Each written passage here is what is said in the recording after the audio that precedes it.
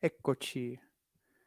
Allora, buon pomeriggio a tutti, ben ritrovati a chi ci sta seguendo in platea e a chi ci segue da casa in streaming. Proseguono i lavori di questa quinta giornata del workshop Il giornalismo che verrà e proseguono con un appuntamento che abbiamo voluto fortemente perché si pone un po' in scia con altri incontri che abbiamo già fatto e che faremo.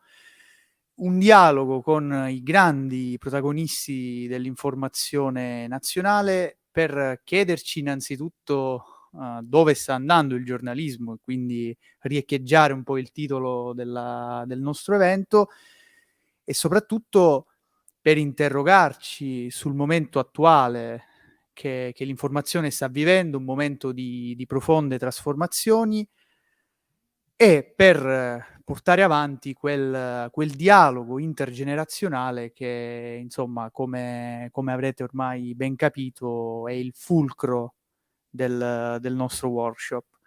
Questo pomeriggio abbiamo come ospite la dottoressa Giuseppina Paterniti Martello, che insomma che vedo adesso, ok? Facciamo anche una prova audio. Buon pomeriggio, direttrice. Non la sentiamo ancora, un attimo.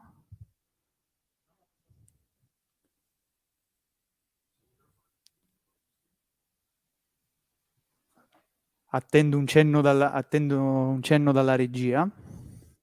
Intanto, direttrice, comincio a introdurla. Adesso mi Insomma, sentite? adesso la sentiamo forte e chiaro. Buon Perfetto, pomeriggio. allora d'accordo, ho cambiato io le impostazioni. Ok, Magnifico, ok. allora buon Buon pomeriggio, pomeriggio. grazie di questo Buon invito. pomeriggio.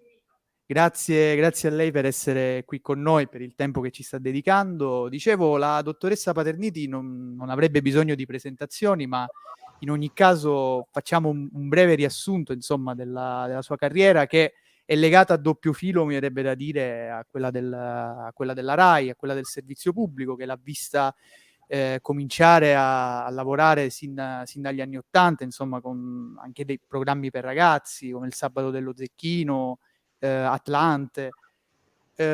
Successivamente la dottoressa Paterniti ha un po' coperto tante mansioni, tante figure nell'ambito giornalistico, è stata insomma inviata, ha seguito spesso consigli dei ministri, Verticinato, G8, dal 2008 poi è stata anche corrispondente da Bruxelles per seguire un po' le vicende dell'Unione Europea, i vertici tra i capi di Stato, insomma. Nel 2014 è stata caporedattore e poi nel 2015 vice direttore della TGR con delega al web, e di questo parleremo, insomma. E poi più di recente, insomma, nel 2018 direttore del TG3 e dal 2020 la veste attuale, per cui l'abbiamo anche voluta qui con noi, direttore della direzione editoriale per l'offerta informativa RAI. Dottoressa, io vorrei partire in questo nostro dialogo chiedendole come sta affrontando questo momento di profonda trasformazione nel modo di fare comunicazione un'azienda strutturata come la RAI, un'azienda che ha vissuto e vive delle sue certezze, ma che contemporaneamente deve anche confrontarsi con un necessario, forse, probabilmente, cambio di paradigma nei confronti dei propri spettatori, in generale dei propri utenti. Ma insomma la RAI giustamente un po' come avviene naturalmente in tutte quante le epoche si sta non solo interrogando ma sta cercando di diversificare l'offerta e di tenere conto di quelli che sono anche i diversi target. E per quanto riguarda, cioè i cambiamenti, come dicevi prima, sono molto molto profondi.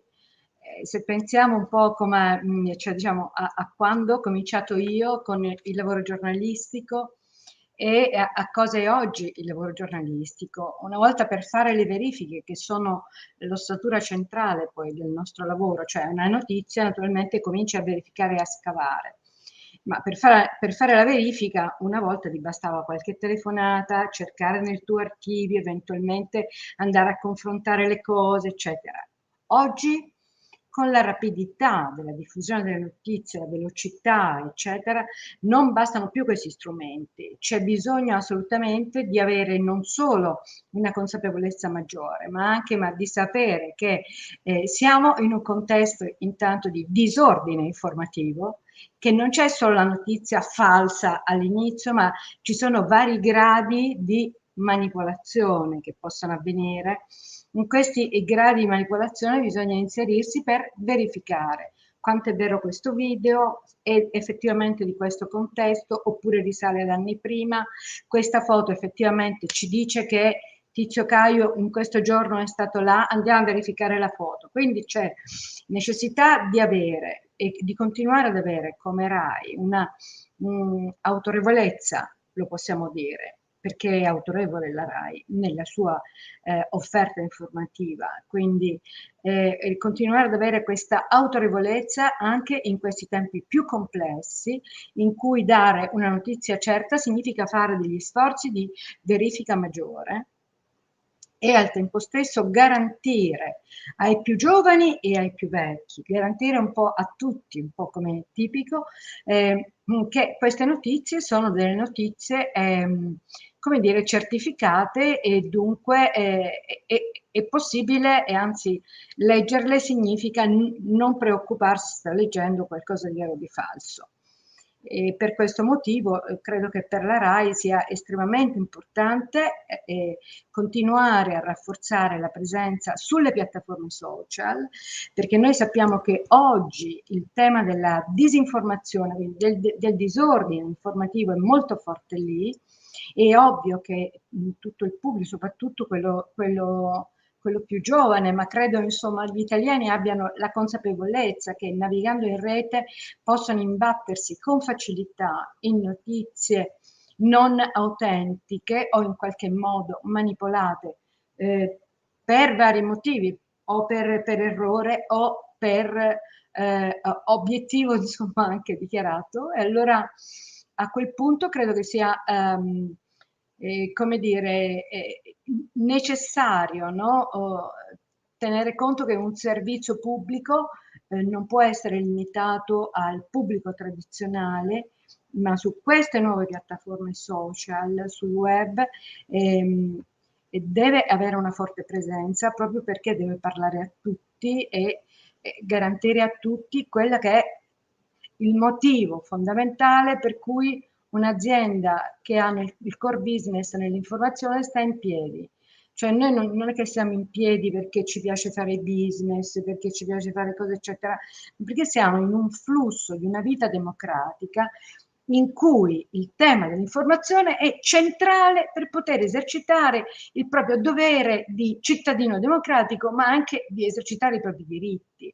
Quindi se non garantisco ai più giovani di trovarsi proprio davanti a, come si dice, insomma, di avere l'opportunità anche di conoscere e di esercitare questo diritto-dovere, è chiaro che fallisco, insomma, in qualche modo. Ecco, noi stiamo lavorando in questa direzione anche con un poderoso impegno di contrasto alle cosiddette fake news e più in generale possiamo dire, insomma, al disordine informativo.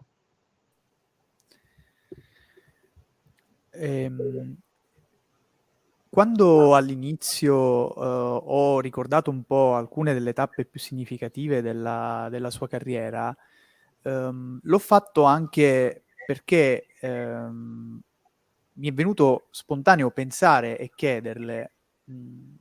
Oggi, ne abbiamo parlato anche nel precedente intervento, stiamo di fronte a una profonda trasformazione, ma così come la stiamo vivendo adesso, è probabile che altre grandi trasformazioni siano state percepite come tali negli anni passati. La tecnologia va sempre più veloce e la nostra sfida è cercare di rimanere al passo.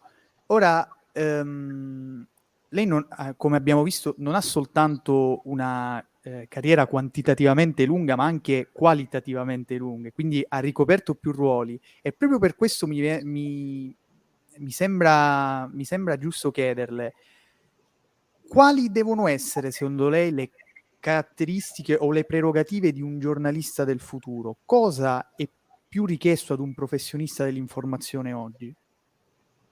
Allora, intanto voglio correggere una cosa, o perlomeno precisarla. Diciamo, secondo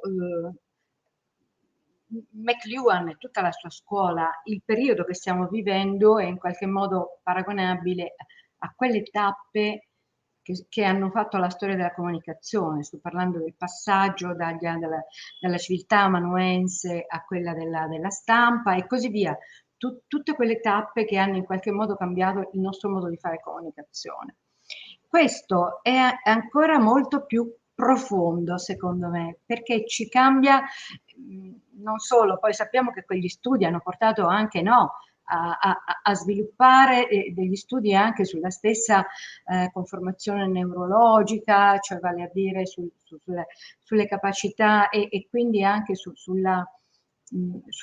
tipo di qualità,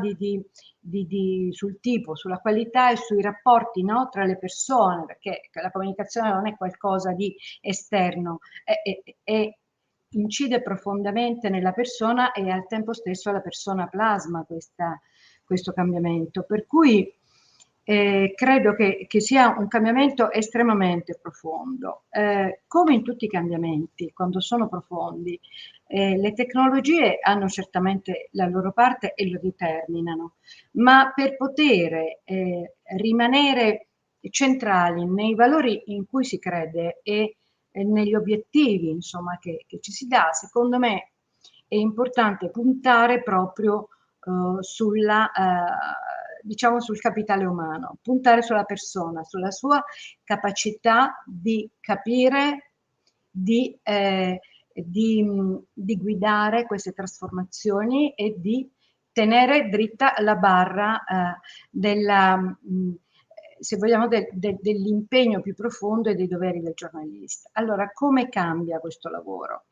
Detto questo, cioè naturalmente gli obiettivi rimangono gli stessi, siamo i cani da guardia della democrazia, non possiamo tirarci indietro rispetto a quello che abbiamo chiamato disordine informativo, abbiamo il dovere di cercare a tutti i costi la verità, sappiamo che gli attacchi saranno naturalmente molto più grossi quando si va a fondo con il proprio dovere rispetto a prima, proprio perché c'è una rete complessiva che non solo ti giudica, ma che si inserisce, discute a proposito, a sproposito, ma dimentichiamoci, insomma, il savoir-faire, ormai è un disordine totale da piazza, possiamo chiamarlo così.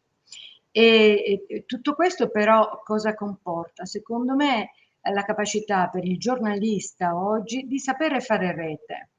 I problemi sono diventati globali e i grandi temi, le grandi questioni sono diventate globali. Pensiamo solo, per esempio, alla questione dell'acquisto dei vaccini, no? I vaccini sono stati acquistati e diciamo e sono stati decisi i contratti centralizzati a livello europeo. Molte questioni sono legate, diciamo, a livello europeo. Per sapere oggi, no? Quanti vaccini, per esempio, sono andati nel sud del mondo, al di là delle dichiarazioni dei governi. È chiaro che occorre una rete di giornalisti che possa attingere le notizie e arrivare a più fonti. Da solo, io da Roma o da Catania o anche solo da Bruxelles o anche solo da Berlino non ce la farei. E la rete consente, cioè il web consente di fare rete. E di fare rete anche a chi non ha il beneficio di avere alle spalle un grande giornale, una grande impresa. Quindi uno dei segni dei tempi che trovo tra i più interessanti e importanti è questa capacità di collaborare al di là delle frontiere, cioè di sapere costruire e di andare a fondo in questioni che normalmente, proprio perché viviamo in un mondo globalizzato, riguardano più paesi, più territori, e quindi sono questioni globali, e si possono affrontare grazie alla collaborazione che i giornalisti riescono a intraprendere. Quindi sicuramente capacità di stare diciamo nella rete, di conoscere, grande preparazione professionale, ma anche, come si dice, ancoraggio profondo a quelli che sono i valori democratici, perché nei paesi non democratici il giornalismo non c'è proprio, c'è solo propaganda, e dobbiamo chiederci anche noi, quando rischiamo di per far contenti tutti, di entrare, diciamo, in dimensione propaganda. Questo è proprio da studio. Secondo me il giornalista alla fine deve essere scomodo, e la scomodità non fa dormire dei sonni tranquilli. Quindi sono principi di base, con in più il punto profondo che riguarda sicuramente l'oggi, e che è quello di sapere fare rete a livello internazionale, proprio perché ormai ci sfuggono le dimensioni. Pensiamo alla mafia, all''ndrangheta, pensiamo a tutti i traffici internazionali.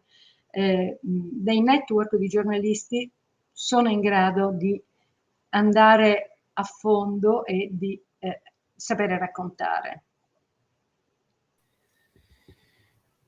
Tra l'altro, a proposito di giornalismo scomodo, mi viene in mente una cosa molto simile che ha detto stamattina durante il suo intervento Fernando De Aro da Madrid. Diceva: quando un giornalista si trova sul campo deve saper valutare il rischio di poter fare dei danni, ma se il danno lo si fa al potere, allora quello è giornalismo sano.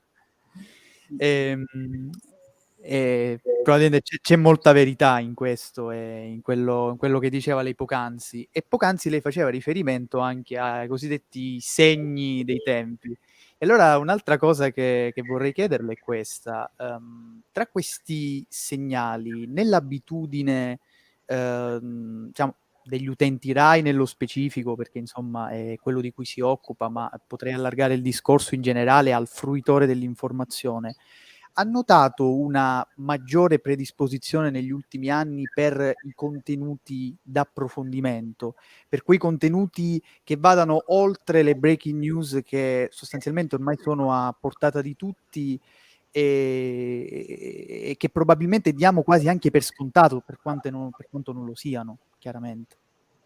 Sì, ma diciamo che i programmi di approfondimento della RAI sono molto scelti, eh. Penso per esempio, diciamo solo per rimanere nel filone di cui parlavamo prima, alla, a Report come trasmissione d'inchiesta, che è cresciuta gradualmente, ma proprio anche negli ascolti il pubblico la sceglie e tutte le volte tira fuori una notizia, insomma, che è diciamo, la notizia, sto scherzando, insomma, definire notizia solo è poco, ma tira fuori delle questioni grosse che accendono un faro su temi che spesso, su questioni che spesso sono rimaste ai margini. Ma abbiamo poi Presa Diretta, c'è Iannacone che racconta con un altro tipo di linguaggio le sue storie, ci sono anche i talk, ci sono proprio gli approfondimenti più significativamente politici. Insomma, diciamo, la scelta dell'approfondimento è una scelta che continua ad essere vincente. Non, insomma, ho l'impressione che probabilmente saremo chiamati a un altro tipo di, come dire, di sfida, che considero una sfida. La rete ci sta abituando a qualcosa che la televisione non ha mai e continua a non consentire, vale a dire l'interazione. E credo che la sfida sarà l'interazione, cioè quella di far dire, no? sul momento, rispondere sul momento a quelle che sono le esigenze o le domande che scaturiscono, ma in qualche modo insomma anche partecipare quindi a questo modo alla costruzione dell'approfondimento e del dibattito. Allora probabilmente soprattutto secondo me per parlare ai più giovani, e in qualche misura lo ha fatto e lo sta facendo bene, insomma, ha fatto bene Geppi Cucciari nel suo programma serale di approfondimento, quello quotidiano, di fatto diciamo crea in maniera anche alla Geppi Cucciari però un tipo di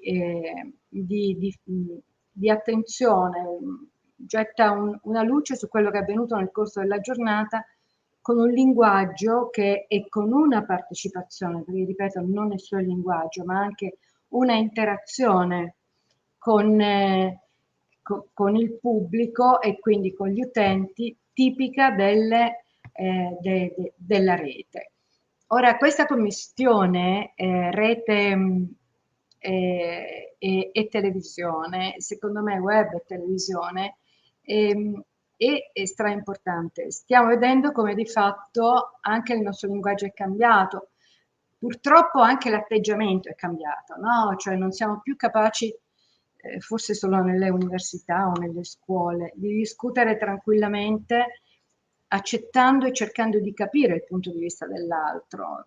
La rete ci abitua a dire sì, no, mi piace, non mi piace, bianco, nero, e invece sono i grigi di tutte le sfumature e anche più colori di tutte le sfumature.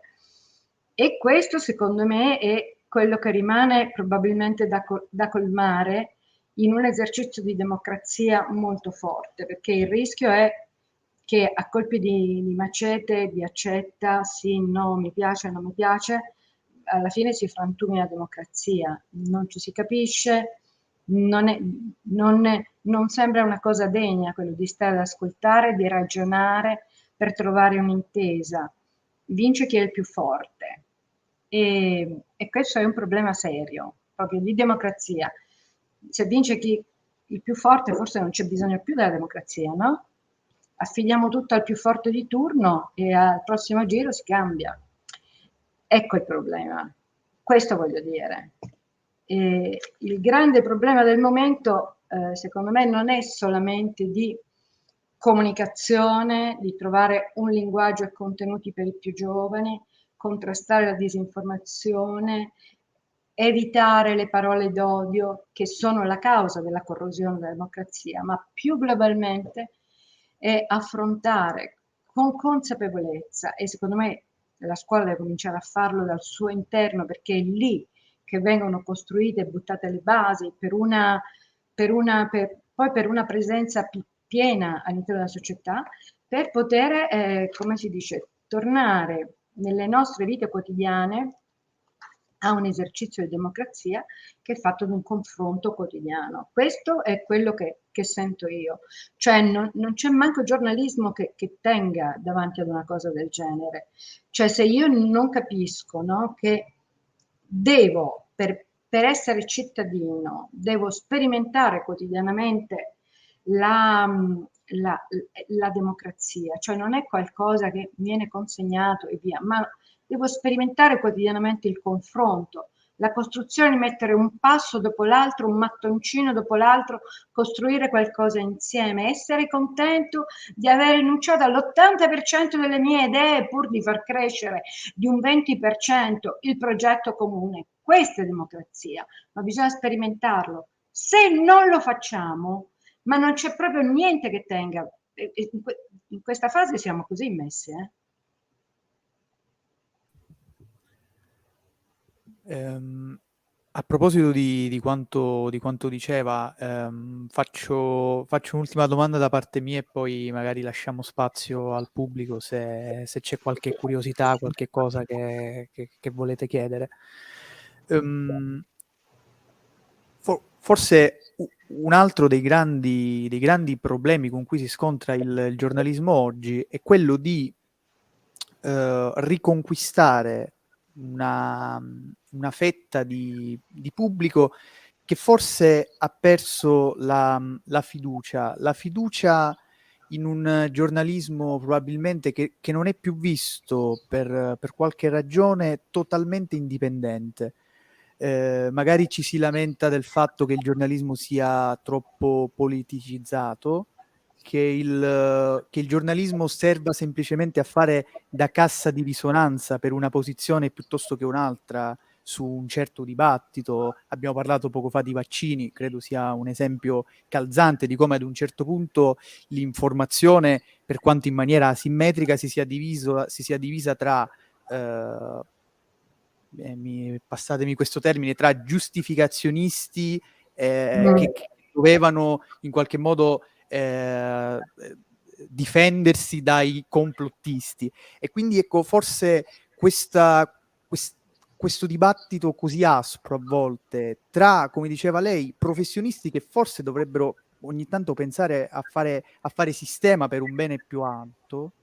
Ecco, forse anche questo ha fatto un po' allontanare una certa fetta di pubblico che poi, come dicevamo, così facendo rischia di ricadere in quel disordine informativo che alla fine lo disorienta.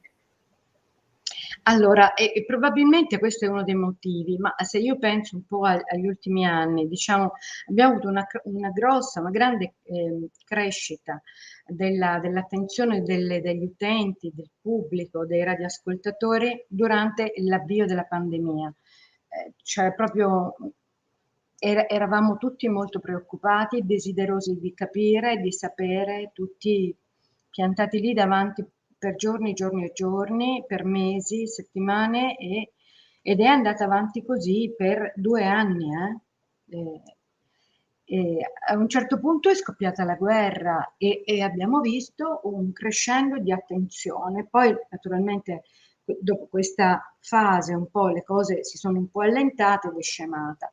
Quindi io non mi preoccuperei molto dell'attenzione che c'è o che non c'è nei confronti dell'informazione. Se esiste un fatto, se c'è una cosa, è quello. Però diciamo la gente segue perché ha sete di sapere e segue a livelli proprio, diciamo, di attenzione, di profondità. Ma quello che invece preoccupa è, come dire, il calo del tempo d'attenzione, questo iato profondo che c'è tra più giovani e più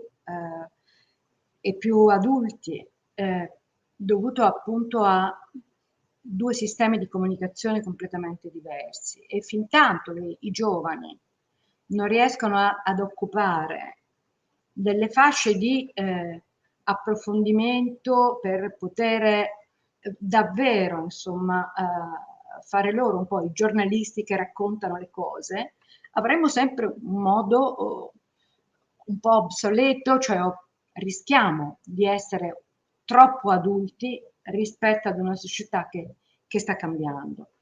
Quindi a mio avviso è proprio necessario, come dire, soprattutto all'interno del servizio pubblico, che è uno sforzo che stiamo facendo, di migliorare appunto la qualità dell'informazione, soprattutto con una maggiore presenza giovanile. E l'altra questione è, ma proprio perché gli occhi sul mondo devono essere più giovani. Io quando ero ragazza vedevo delle persone non anzianissime che raccontavano le cose, quindi diciamo che c'è ogni cosa, diciamo, c'è un tempo per ogni cosa e nell'età anziana probabilmente c'è anche un tempo per riposarsi finalmente, no? Ecco, l'altra cosa che volevo dire è che a mio avviso, diciamo, è proprio molto importante anche per chi si accinge un po' a fare questo lavoro, comprendere che non è un lavoro semplice, è un lavoro che lascia spessissimo da soli. È vero, dicevo prima che è necessario fare rete, ma questo fare rete non è scontato. A volte si è da soli con delle notizie, si rischia da soli e vorrei ricordare che i giornalisti minacciati nel nostro paese sono tanti, sono in aumento, ma che rischiano la vita, che addirittura sono scortati e quindi significa anche che nel nostro paese c'è un giornalismo di qualità che non possiamo ignorare, perché se ci sono delle persone che si mettono a rischio al punto da subire minacce e di avere necessità della scorta, significa che nonostante tutto, in un tempo in cui spesso non vediamo tante luci intorno, ci sono invece dei valori profondi che resistono e delle persone che sono disposte a dare la vita pur di fare bene quello per cui hanno impegnato la propria vita, cioè la ricerca della verità. Credo che solo pensare questa cosa ci possa dire oggi, insomma, che dei segni di speranza ci sono e possiamo andare avanti. Allora, abbiamo tempo per una o due domande. Sì, vi passiamo il microfono in fondo. Tra l'altro abbiamo parlato a lungo di voi giovani, quindi di noi giovani, quindi è giusto anche darvi la parola. Arriva il microfono.